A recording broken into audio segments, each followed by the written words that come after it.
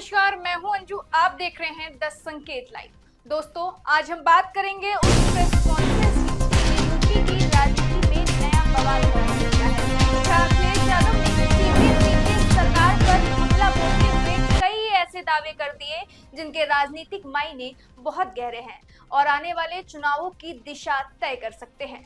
लखनऊ में हुई इस प्रेस कॉन्फ्रेंस में अखिलेश ने सबसे बड़ा दावा यह किया है कि चुनाव खत्म होते ही डीजल, पेट्रोल और खाद की कीमतें बढ़ जाएंगी और चुनाव खत्म होते ही देखिएगा डीजल, पेट्रोल, खाद सब महंगा हो जाएगा। ये भारतीय जनता पार्टी ने तैयारी कर ली है। हमें आपको महिला आरक्षण मूल्य बढ़ा देंगे और धीमे से रेट बढ़ा देंगे। अब यह सिर्फ एक बयान नहीं बल्कि यह सीधा सीधा आम जनता की जेब से जुड़ा मुद्दा है, क्योंकि अगर ऐसा होता है तो इसका असर हर घर पर पड़ेगा, हर किसान पर पड़ेगा, हर उस आदमी पर पड़ेगा जो रोजमर्रा की जिंदगी में इन चीजों पर निर्भर है। अब सवाल यह उठता है, क्या यह सिर्फ चुनावी बयान है या फिर इसके पीछे कोई ठोस संकेत? क्योंकि भारतीय राजनीति में यह कई बार देखा गया है कि चुनाव के समय कीमतें स्थिर रहती हैं और बाद में बढ़ जाती हैं और इसी को लेकर विपक्ष अक्सर सरकार को घेरता है। अखिलेश ने आगे महिलाओं की सुरक्षा और आरक्षण के मुद्दे को भी जोरदार तरीके से उठाया। उन्होंने कहा कि जो सरकार महिला सुरक्षा का दावा करती है वह जमीनी स्तर पर फेल होती नजर आ रही है। यूपी में जब से भारतीय जनता पार्टी की सरकार बनी है, महिलाओं पर, बेटियों पे, लड़कियों पे इस तरह की घटनाएं बढ़ी हैं और इसलिए बढ़ी हैं कि मुख्यमंत्री जी यहाँ रुकते ही नहीं हैं, उनके साथ ही सब चले जाते हैं कहीं।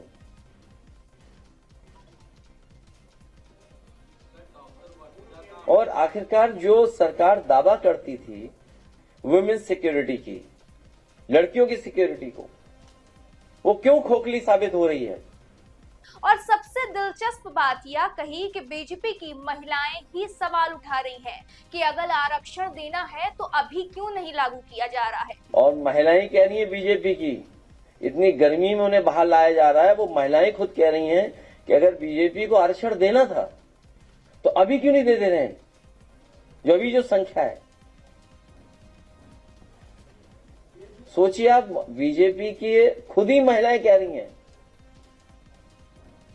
कि ये आरक्षण अगर लागू करना था हमारे लिए तो अभी क्यों नहीं लागू कर दे रहे हैं।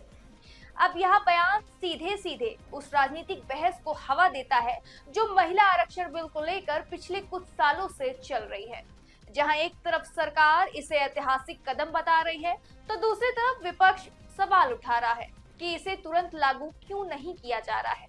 क्या यह सिर्फ एक राजनीतिक वादा बनकर रह जाएगा या फिर वास्तव में महिलाओं को इसका लाभ मिलेगा? अखिलेश यादव ने किसानों के मुद्दे को भी जोरदार तरीके से उठाया। उन्होंने कहा कि अगर उनकी सरकार बनती है तो 24 घंटे के अंदर किसानों का भुगतान किया जाएगा और इसके लिए 15,000 करोड़ का फंड बनाया जाएगा। समाजवादी पार्टी सरकार बनने पर 24 घंटे के अंदर किसानों के गन्ने का भुगतान कराने का इंतजाम समाजवादी सरकार में होगा और उस व्यवस्था को कैसे लागू करेंगे वो भी तय कर दिया है कि सरकार बनने पर कॉर्पस फंड होगा फार्मर्स का 15,000 करोड़, सीधा सीधा भुगतान होना शुरू हो जाएगा। अब यह वादा कितना बड़ा है इसे समझना जरूरी है, क्योंकि किसानों का बकाया भुगतान हमेशा से एक बड़ा चुनावी मुद्दा रहा है, खासकर उत्तर प्रदेश जैसे राज्य में जहां बड़ी आबादी खेती पर निर्भर करती है।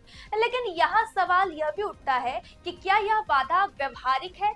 क्या इतनी बड़ी राशि का इंतजाम तुरंत किया जा सकेगा या फिर यह भी एक चुनावी रणनीति का हिस्सा है?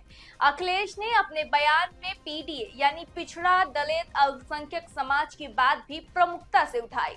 उन्होंने कहा कि उनकी पार्टी में वर्गों को हक और सम्मान दिलाने के लिए हर स्तर पर संघर्ष करेगी, चाहे इसमें साल लग जाए या सदी। बीजेपी नहीं चाहती कि हम पीडीए समाज के लोगों के साथ खड़े हों, उनको न्याय दिलाएं। सुना है बहुत सारे कानूनी और न जाने क्या क्या हो रहा है वहां पर कि कोई आ न पाए। वहां पर कुछ नई धाराएं लग गई वहां पर, अभी कागज हम तक नहीं पहुंचा है। जब बीजेपी वाले खुद नहीं आगे कर पा रहे कुछ, तो दूसरों से पत्र लिखवा रहे हैं, उनके पीछे छिप करके। लेकिन हम लोगों ने तय किया है कि उस परिवार की 5 लाख की मदद करने का हम लोग काम करेंगे। विश्वकर्मा समाज ने कुछ पैसा जोड़ा है, कुछ पार्टी ने जोड़ा है। हम लोग उस परिवार की 5 लाख रुपए से तो मदद करने जा रहे हैं और कल ही हमारा फिर पुनः डेलीगेशन जाएगा। हमें उम्मीद है कि ये पीडीए के सहारे और पीडीए के लोगों के लिए भविष्य में हम लोग उनको हक और सम्मान दिलाने का काम करेंगे। उसके लिए चाहे हमें साल लगे या सदी, हम लोग संघर्ष से पीछे हटने वाले नहीं हैं।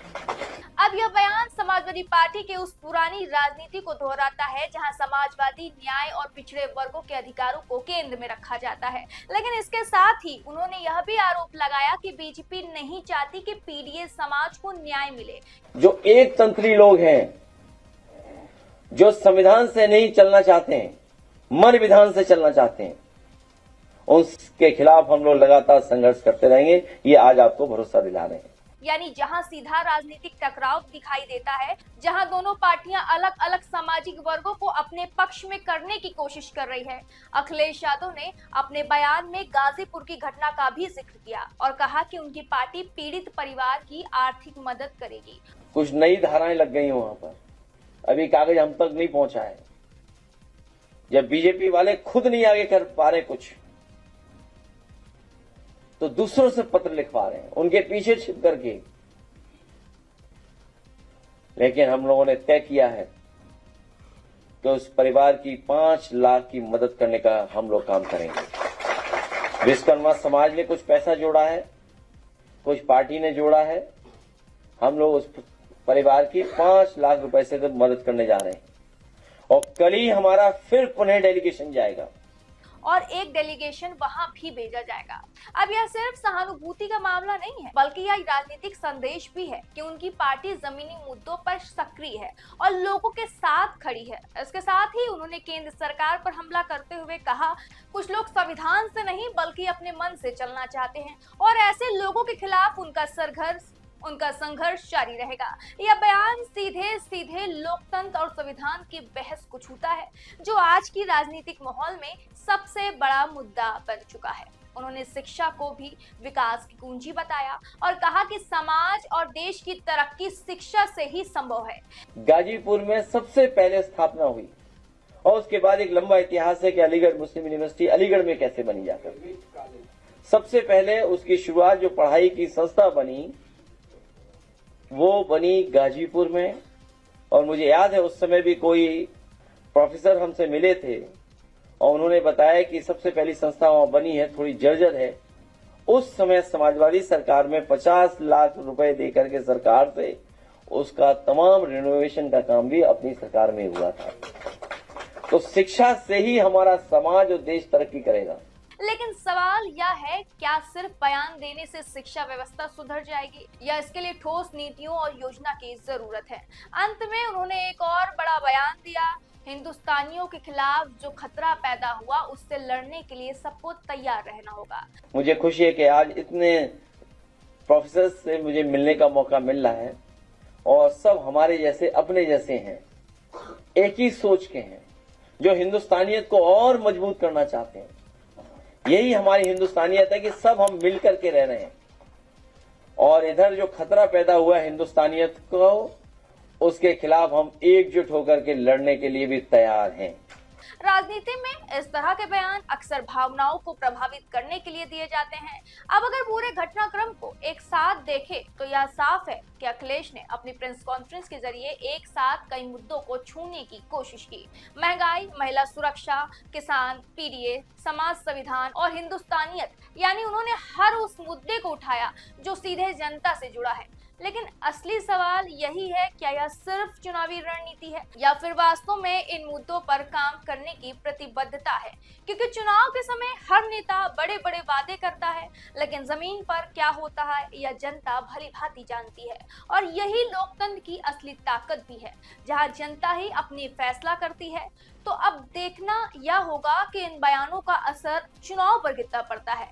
क्या जनता इन वादों पर भरोसा करती है या फिर इसे सिर्फ एक और चुनावी भाषण मानकर नजरअंदाज कर देती है। फिलहाल इस पूरे घटनाक्रम पर आपकी क्या राय है, कमेंट बॉक्स में जरूर बताएं।